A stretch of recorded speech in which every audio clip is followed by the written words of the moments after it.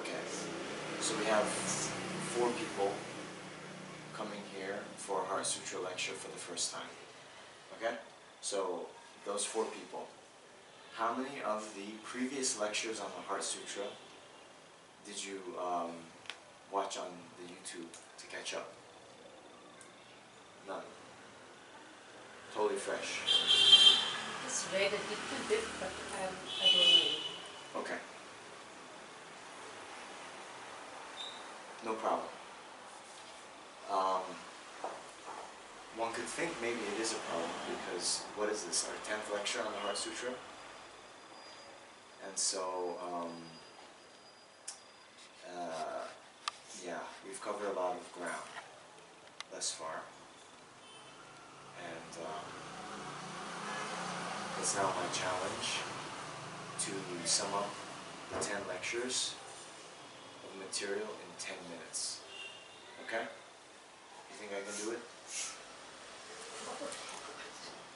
Probably not. You have no confidence in me. Okay. Yeah, I'm also skeptical of my own ability. So,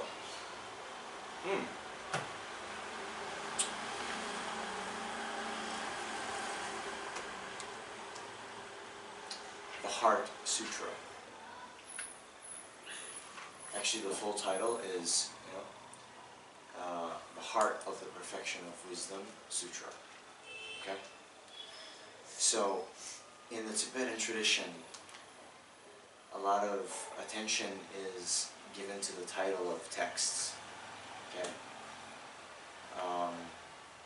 So first, the perfection of wisdom. What is the perfection of wisdom? Okay? Then we have to consider what wisdom is. And of the many types of wisdom, then in this context, we're talking about the wisdom of the ultimate nature of reality. Okay. A key tenet within all the various Buddhist schools is that all of our suffering arises from ignorance, arises from not knowing, and of the various types of not knowing, we have, well, what we call an ignorance related to the conventional nature of reality. Okay? Conventional nature of reality you can think of as the things that are renowned to exist in the world that is known by people who are not trained in philosophy. Okay? So everything, books, tables, auto rickshaws, yeah, all those things exist in the world. You can think of, if you were to ask someone not trained in philosophy, does a book exist? What would she say? Yes. Right? Okay? Good. That's conventional reality.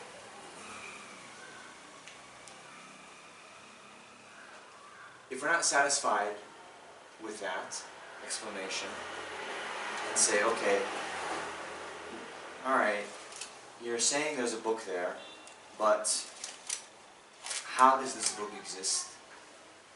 Does it exist objectively, subjectively, from its own side, merely labeled by the mind, inherently? And you start to investigate using reasoning analysis, putting our philosophical caps on.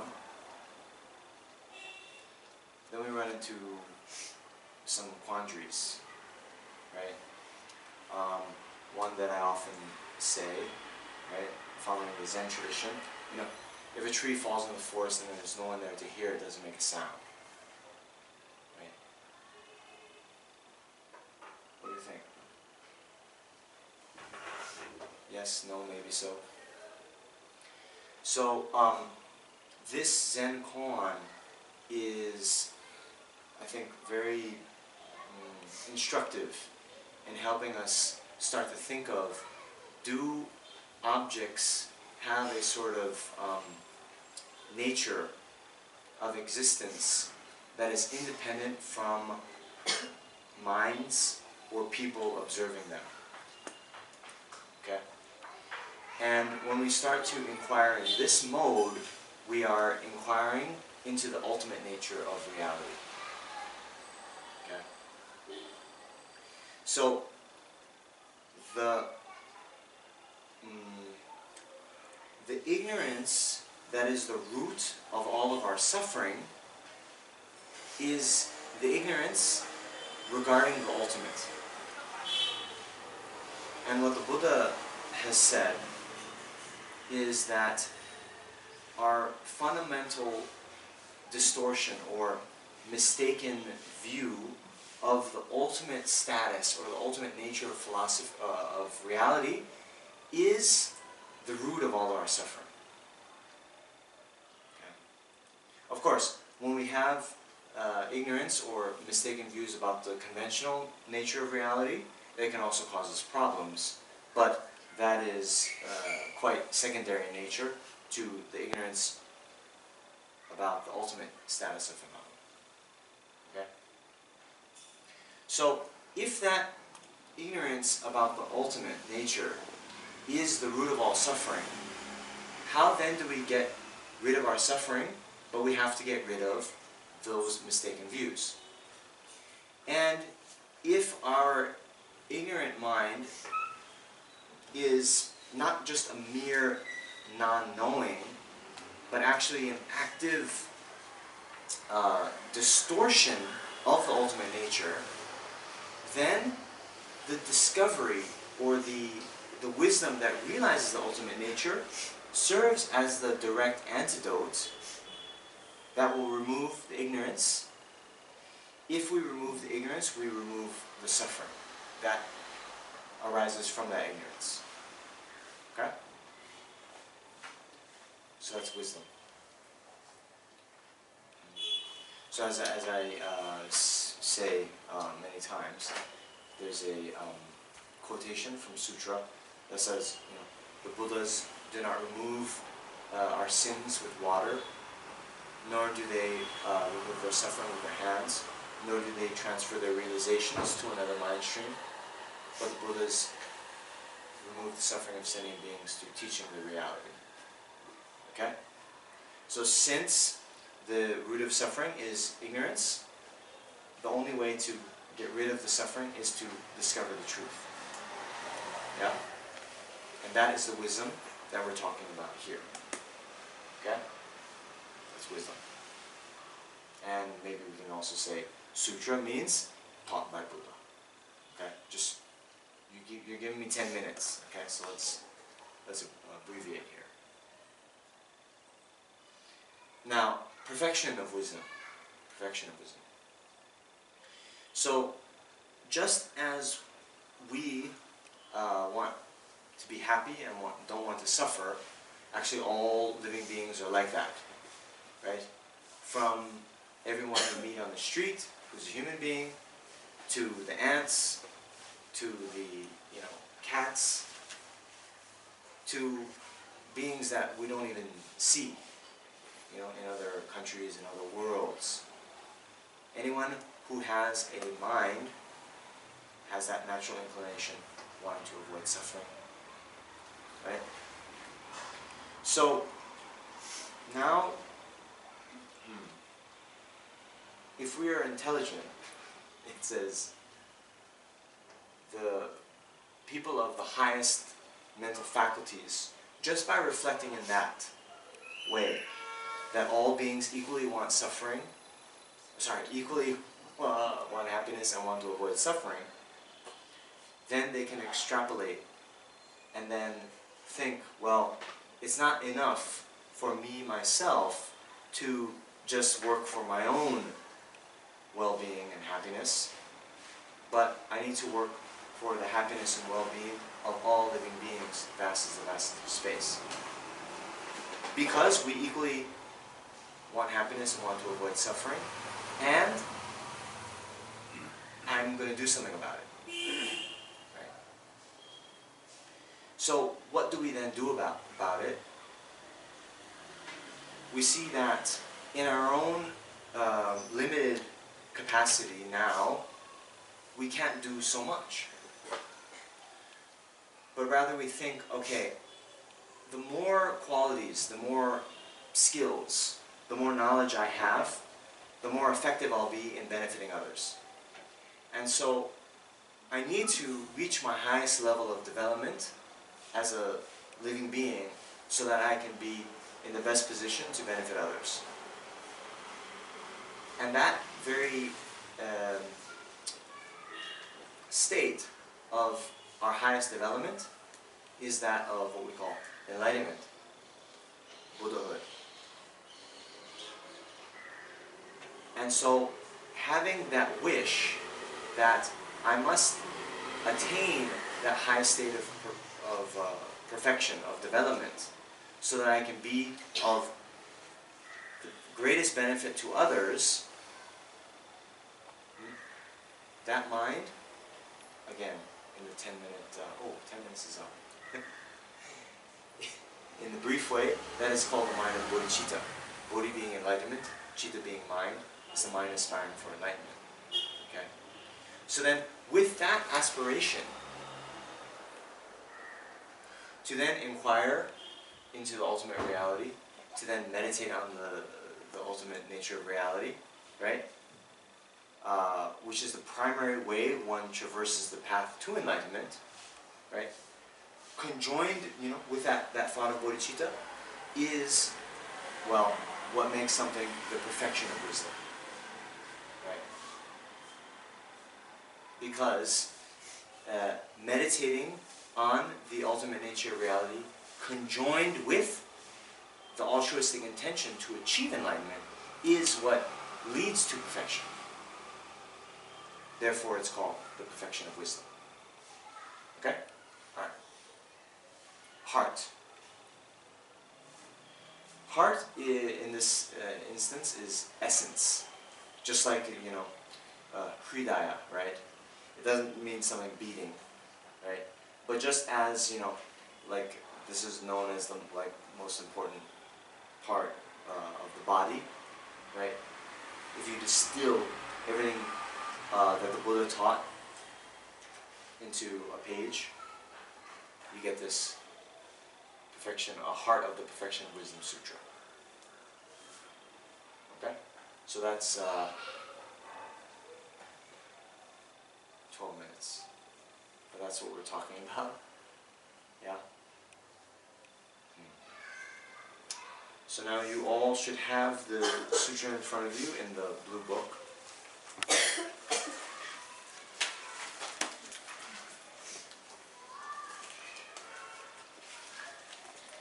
Now,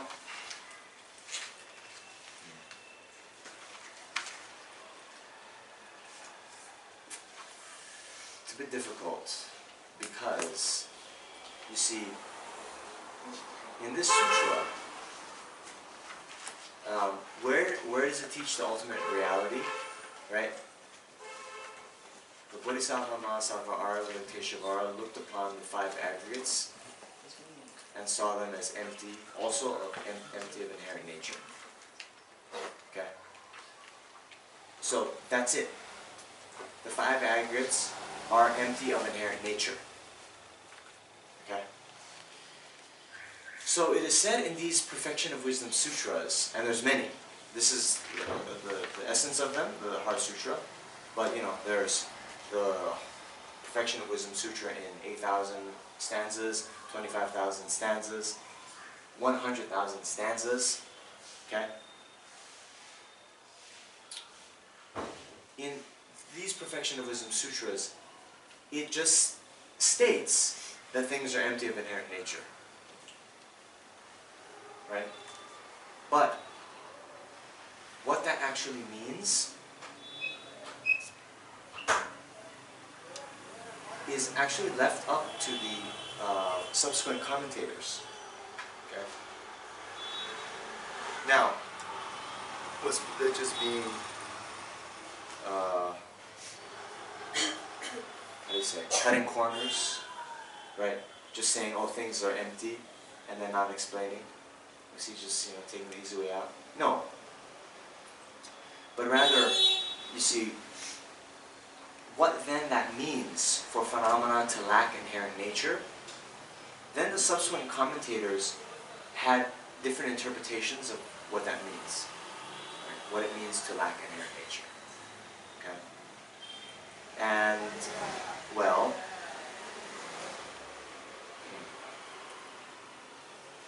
the system of then Nagarjuna, who I hope you've heard of, then he laid out in his, what is called the Riksok group, the 6 collections of reasoning.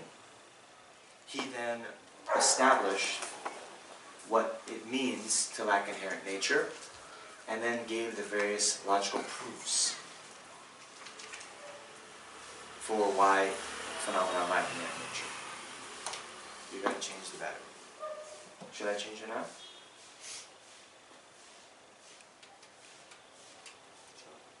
I'll do it. Just sit down.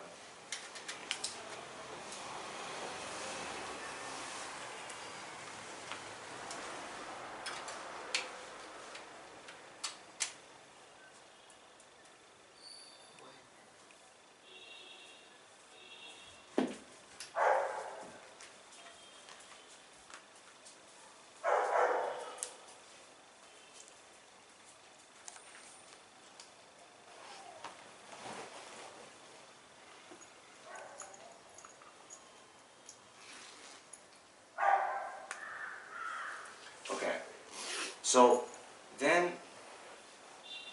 identifying what is meant by inherent establishment, inherent existence, true existence, then is extremely important to gain insight into what is being meant here. Right? Otherwise, we can all say, oh, phenomena lack true existence, phenomena lack inherent existence, but without a solid definition about what that actually means, then we don't really get anywhere, right? Okay. Furthermore, in the actual way that we would meditate on emptiness, or the ultimate nature of reality, then the first step is to identify the so-called object of negation. Okay. Object of negation, right? What is then negated or refuted by reasoning? So, the object of negation is actually 2. Okay. One is inherent existence. Okay. So inherent existence actually doesn't exist. Right? We're negating it through reasoning. We're refuting it. Okay. Now, the other thing that is negated is inexistent. What is it? The ignorance that grasps to inherent existence. Okay? That's a mind. The mind that believes in or grasps to inherent existence exists, but it is refuted by the reasoning that establishes the lack of inherent existence. Yes? If you understand, you can do this. Right? If you don't understand, I'll know. Okay? And you can also roll your eyes if you want at my corny jokes. It's okay.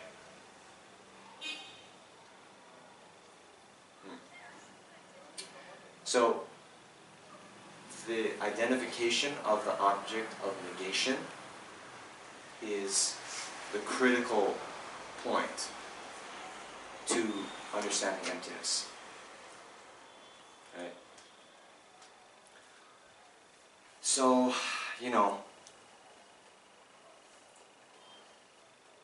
how then do we do that?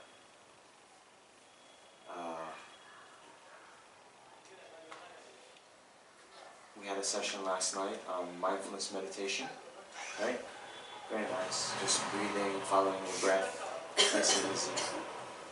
I go out, some people invited me out to dinner afterwards. And what do you think? It's a nice relaxing time? Sebastian, was it a nice relaxing time? Right? Am I on break? No. We sit down, and before the beverages even come, someone starts grilling me, you know? It's no tandoori roti, it's Tenzin Namjong. Grilling me on, oh, what's the object of negation? How do you recognize the object of negation?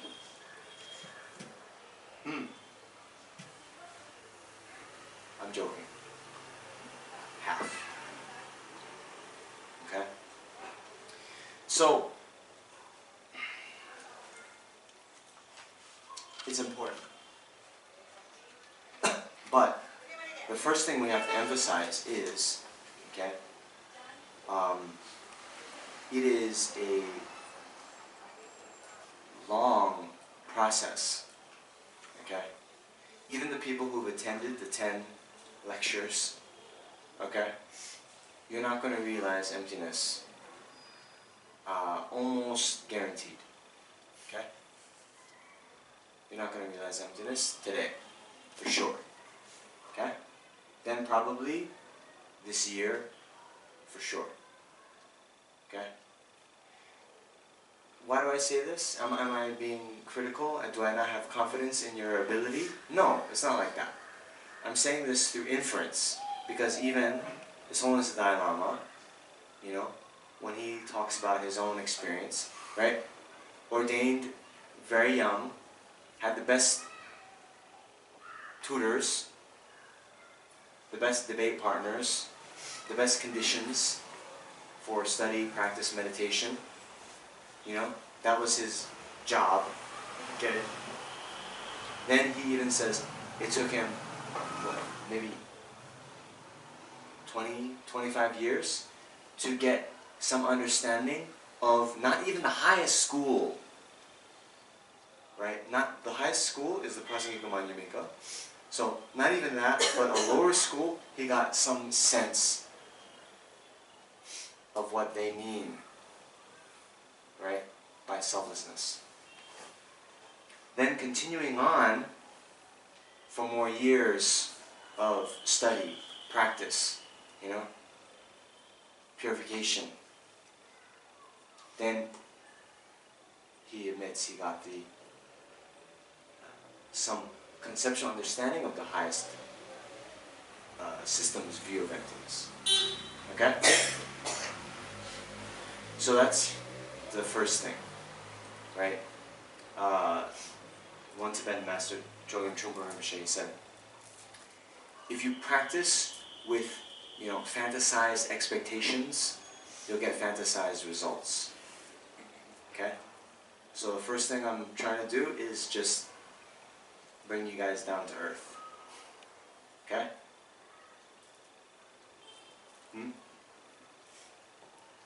You'll need a long period of extended effort in order to get the realization. Okay?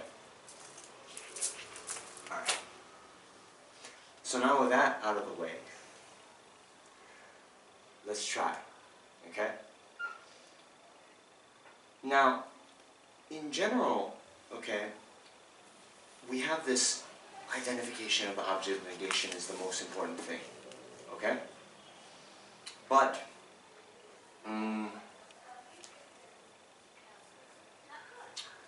the commentarial tradition,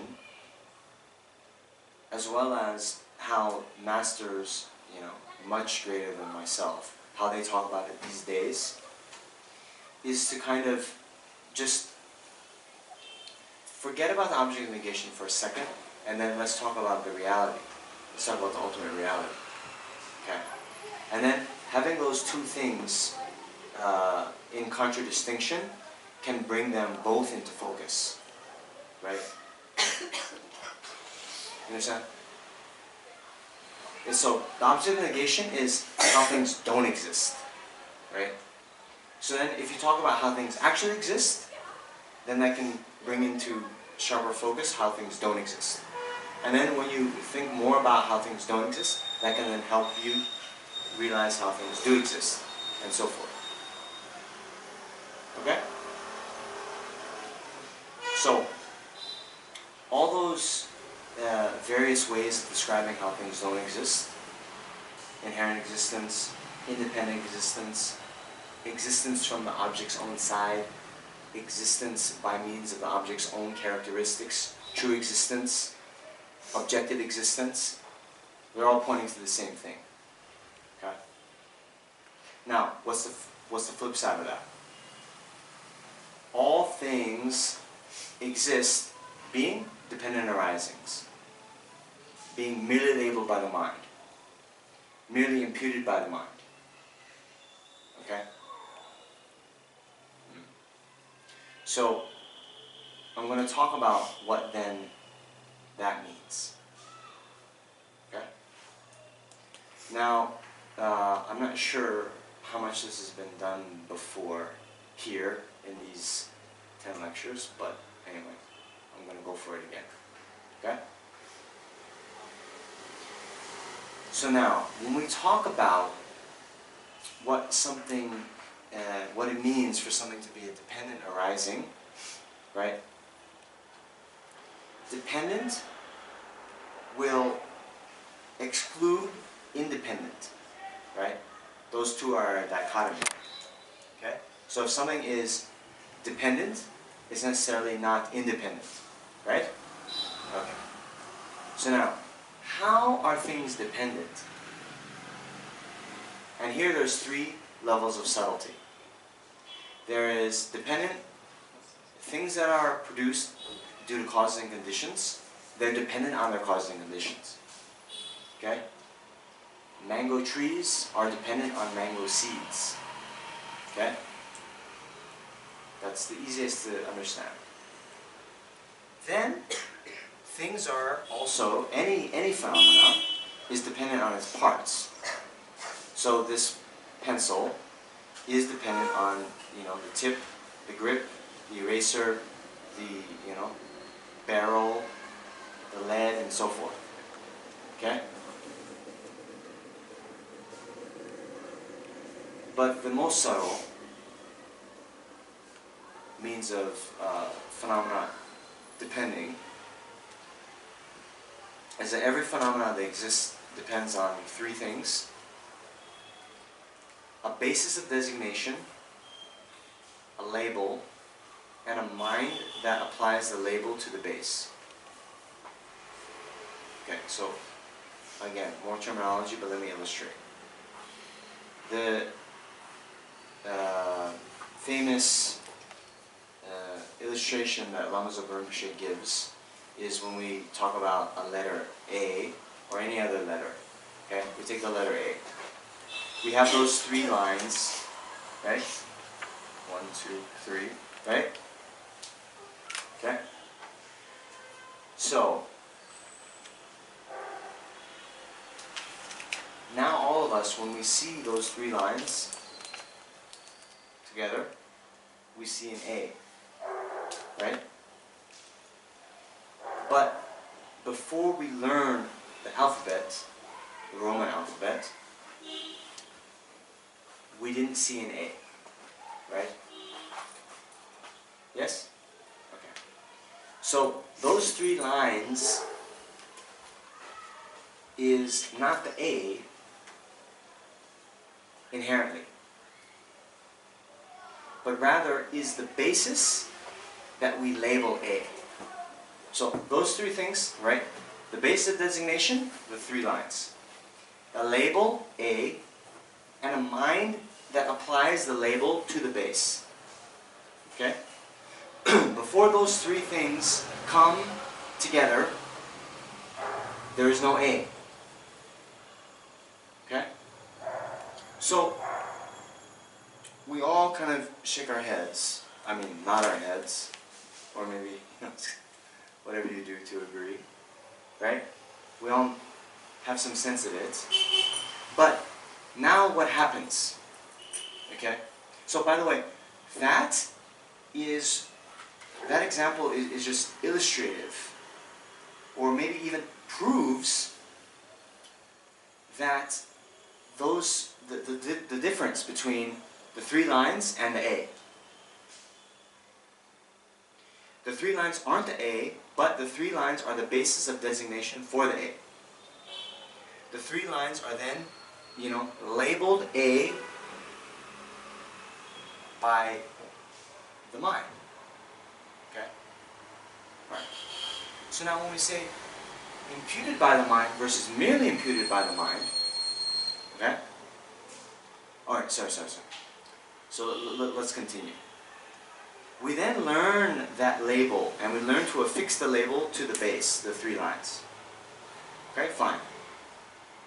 But very soon, we forget that process. And then, through the ignorance that grasps to inherent existence,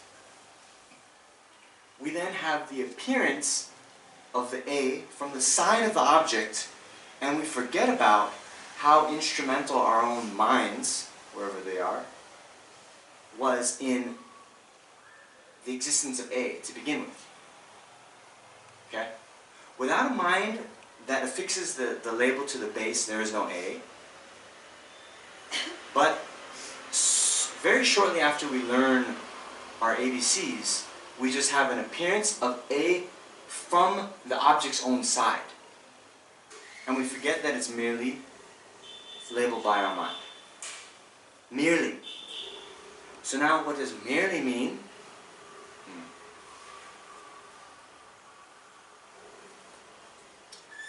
Okay. If we then... Alright, sorry. Let me just press pause on this. Okay. So using that example of the A, then we extend that to every other phenomena. It exists just like that. Not from its own side, but merely labeled by the mind. Okay? So now, let's switch to you. Forget about A. Let's think about you. Okay? Nishita is merely labeled by the mind. What is the basis of her designation? Think about it. Or maybe let's put it like this.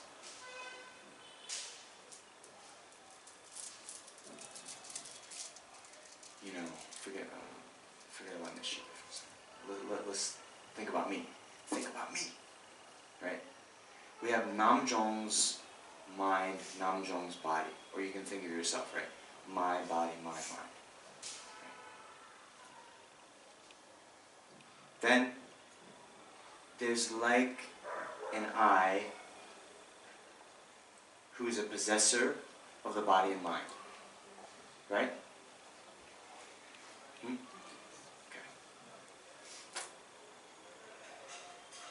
So, there is linguistically for sure, but what about in our own experience? Do we have a sense of an I that is somehow the owner, the possessor of the body and mind, which are the possessions? Don't rush into it. Analyze.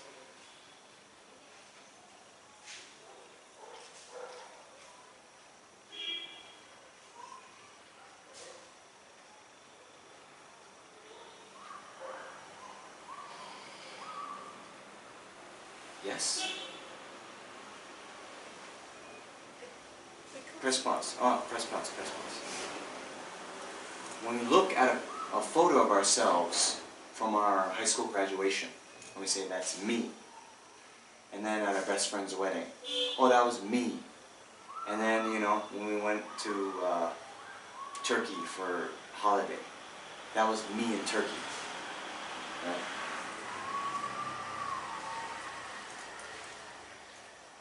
Is there a sense of this me that is somehow constant throughout space and time? Okay. Another thing to think about. Okay?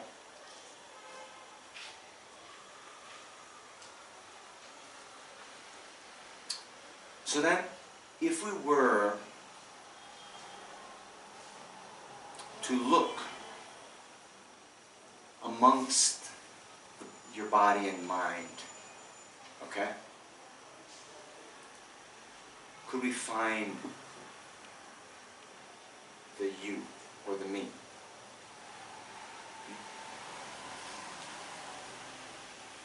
These are things to think about.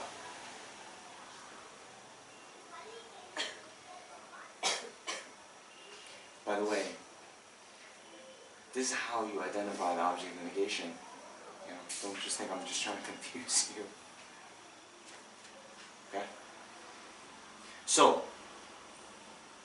what it would mean for an object to exist from its own side is just that amongst the basis of designation that the object would be findable.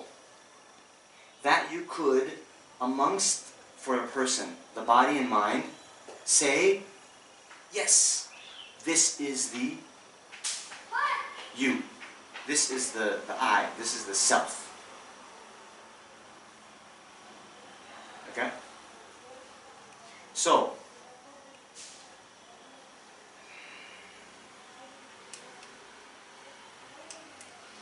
I think it's in the King of Concentration Sutras, the Samadhi Raja Sutra, where they use Buddha uses the example of a chariot, right?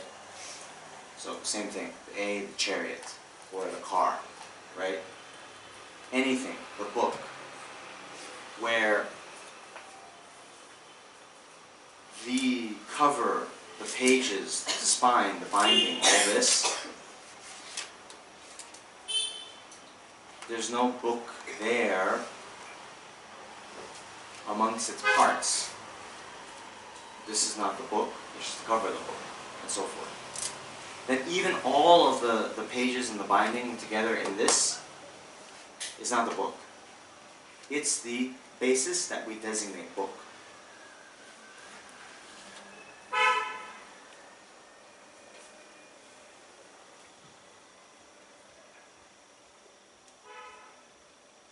So, it's a bit tough, huh? Because we say, oh, what's that in your hand? It's a book, right? Yes? Designated as a book. Huh? Designated as a book. So it becomes automatic and the response of telling that, yeah, it is a book. Yes. Okay. But so what we need to be very clear at the beginning. You know, I was talking about the conventional and ultimate nature, right? All this stuff I was talking about, it was all about the ultimate. Okay? So, our ultimate analysis can't refute the conventional nature of the book. So when we say, oh, is there a book in your hand? Then you take off your philosophical cap for the moment. Right? Any other analysis that we do, we're getting cute with Nagarjuna and Chandrakirti. Okay. Anything we do with that analysis isn't going to refute the conventional nature of the book. The way that we determine whether there's a book, you know, in my hand is not, okay, let me, oh, what does Nagarjuna say? And do that analysis. It's not like that. Right? You come and you can look, you can use your five senses. Right? There is a way in the world that we kind of conventionally posit the existence of books or not. But the consciousnesses that establish the existence of books is probably our sense consciousnesses, right? Not reason consciousness analyzing the ultimate. Okay?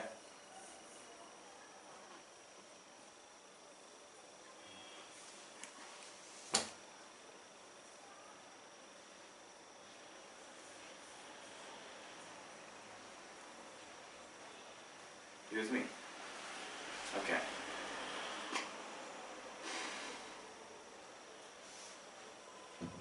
So in that way,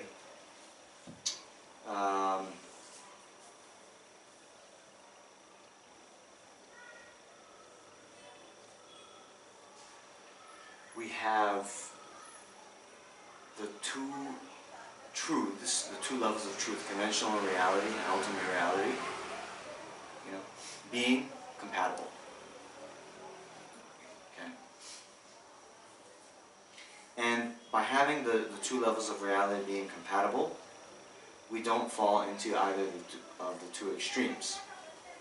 One is the extreme of nihilism, right? And the other is the extreme of eternalism, or believing. So nihilism would be nothing exists. Eternalism would be that things exist inherently. Okay? So,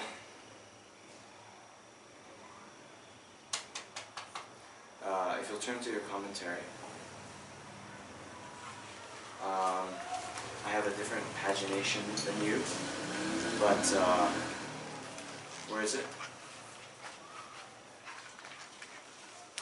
We finished the last session at, Shanti, can you tell them what page it is? It's the sentence, those modes are the way to meditate on emptiness on the occasion of the paths of accumulation and preparation.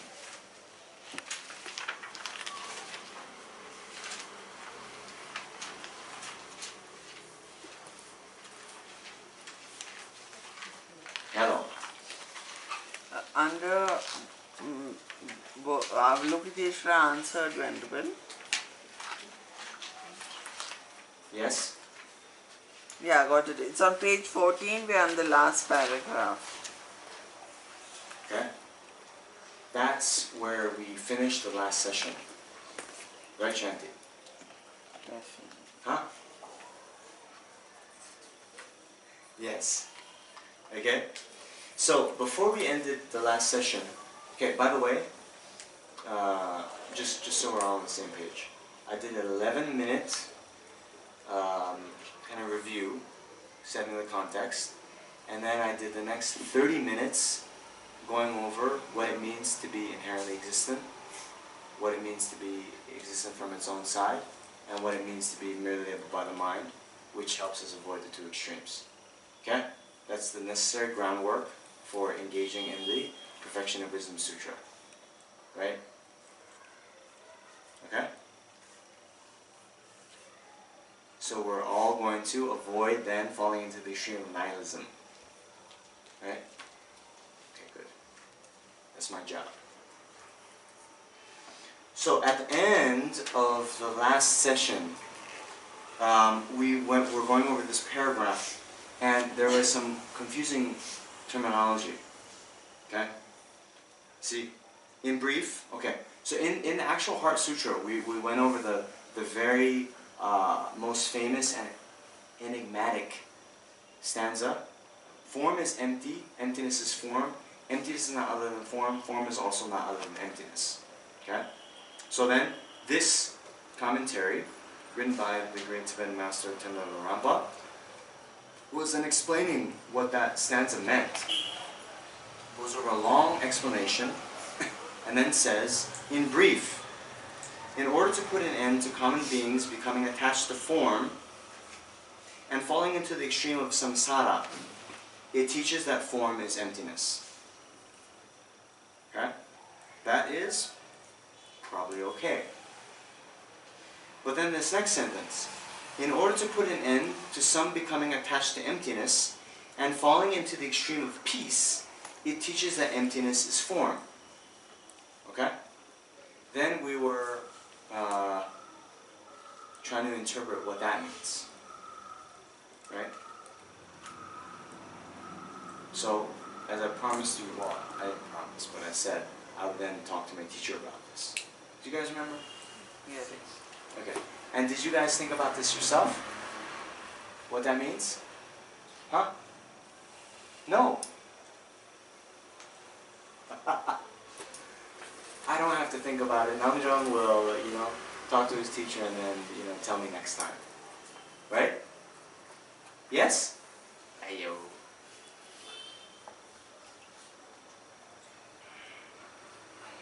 Now, some of you might not understand why this is a problem. Ranakar, you weren't here last time. Okay.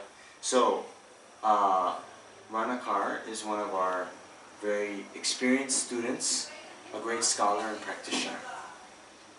Okay? So he doesn't need to come to every session.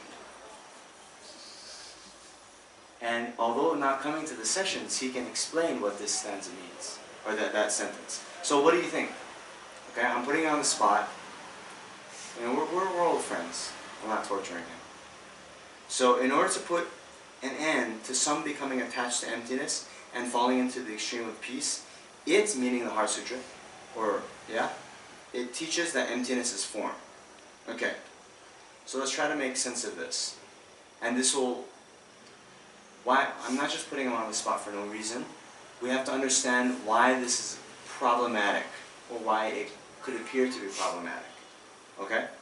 So what would it be, what would it mean to become attached to emptiness?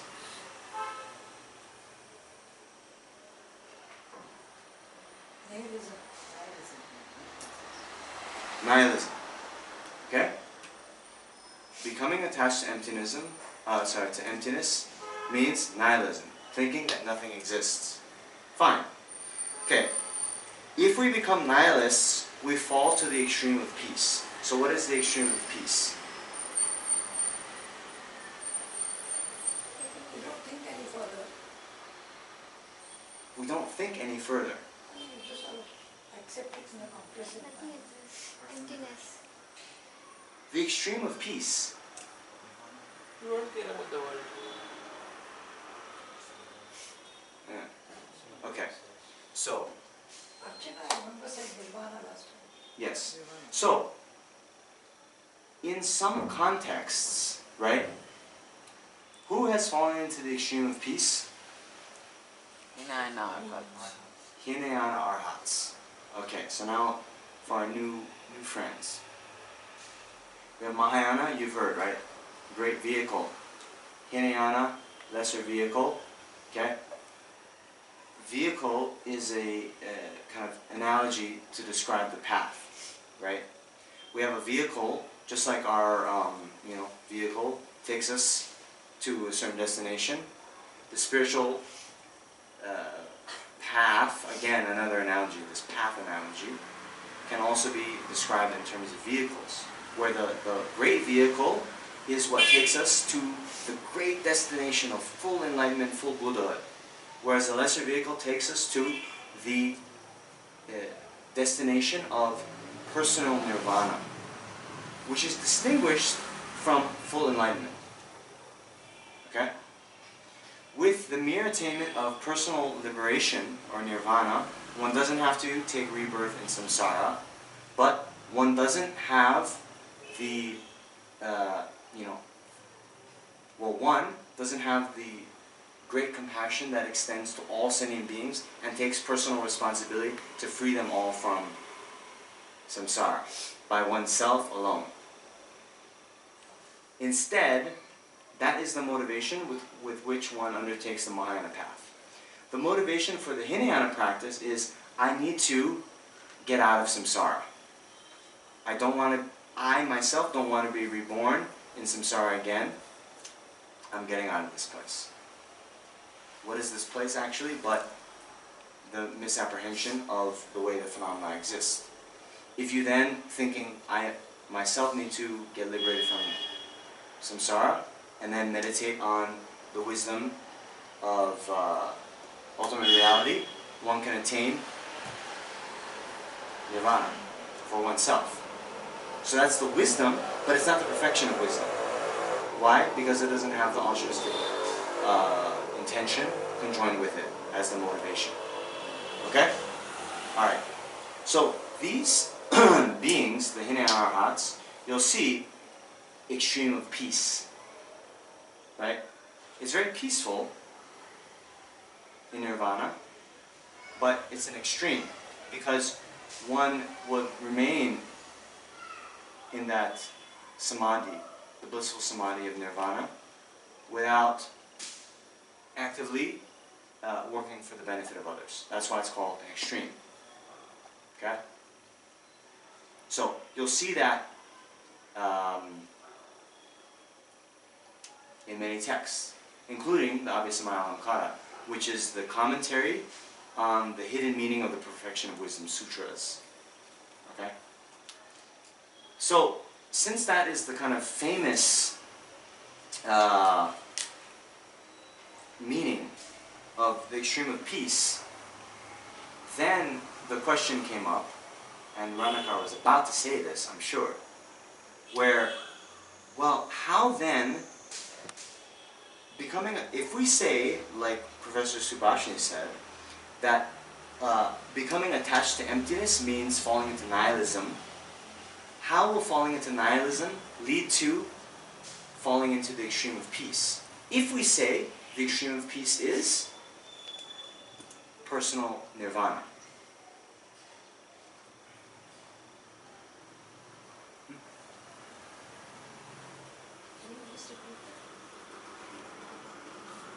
Maybe. Just the last. I'll try. So we're trying to make sense of this sentence. In order to put an end to some becoming attached to emptiness and falling into the extreme of peace, it teaches that emptiness is form. Okay? So now we have to make sense of this sentence where it's not clear what becoming attached to emptiness means.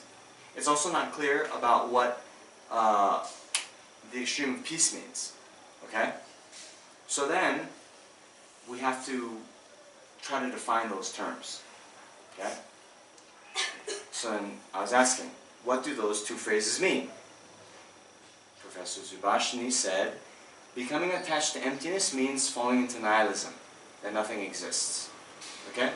So if that is the case, then we have to say how falling into nihilism leads then to falling into the extreme of peace.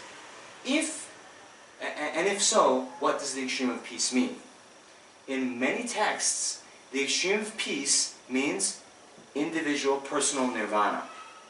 So if we define those two terms like that, then how does falling into nihilism lead to someone to fall into personal nirvana?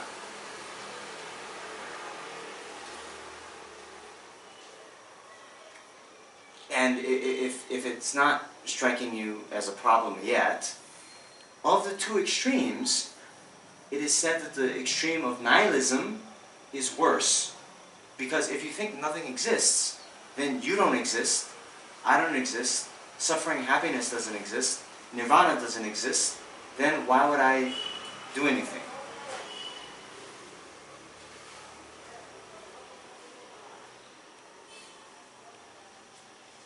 Huh? That's the problem. Is it only referring to emptiness of the self, oneself? Okay, so just hold on. Do we see why this is called, why this is a doubt? Do we see the problem? Everyone? Yes? If no, then don't say yes. Okay? We all see why this is a problem. Okay? Alright. So that's why I then said, it was a problem to me too. And I couldn't get out of it. So then I said to you guys, I'm going to go talk to my teacher about it. Yeah? Okay. What did the teacher say? I think attached to emptiness is not nihilism. Attached to emptiness is ignoring bodhicitta and not maximum emptiness. Okay. Now, I'm gonna, I have to admit, I need to take a 2-minute break. I drank a few liters of water right before coming here, and then I just drank another coffee. So let's take a break. Let that marinate. Okay?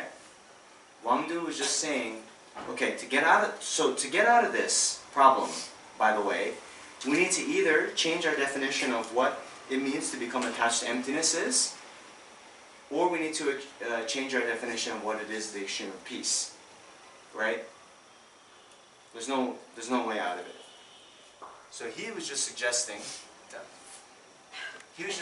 that we should change our definition of what it is to be getting attached to emptiness. And he's saying, let's say that it's not nihilism.